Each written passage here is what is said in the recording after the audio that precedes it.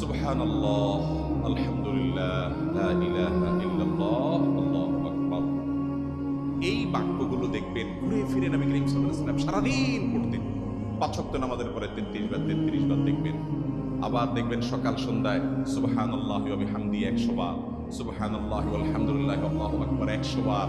আবার এগুলো মাঝে মধ্যে ১০ বার, রাতে শোয়ার সময় ৩৩ ৩৩ ৩৪ বার।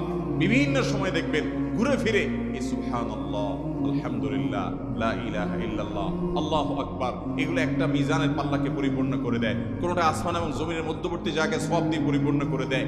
এত বেশি ফজিলতপূর্ণ জিকির। এই জন্য পুরো কোরআন হাদিসের দোয়া এবং জিকিরের নির্যাসের শেষ এবং ৬ নম্বর হলো বেশি বেশি করে দিন রাত ২৪ ঘন্টা যখন সুযোগ পাবেন, যেখানে যেখানে হাদিসে যে সংখ্যা বলা আছে ওটাতে করবেনই, ওর বাইরেও বেশি বেশি করে সুবহানাল্লাহ, আলহামদুলিল্লাহ, লা ইলাহা ইল্লাল্লাহ, আল্লাহু আকবার। বেশি বেশি করবো না ইনশাআল্লাহ? নিয়মিত করবো তো ইনশাআল্লাহ?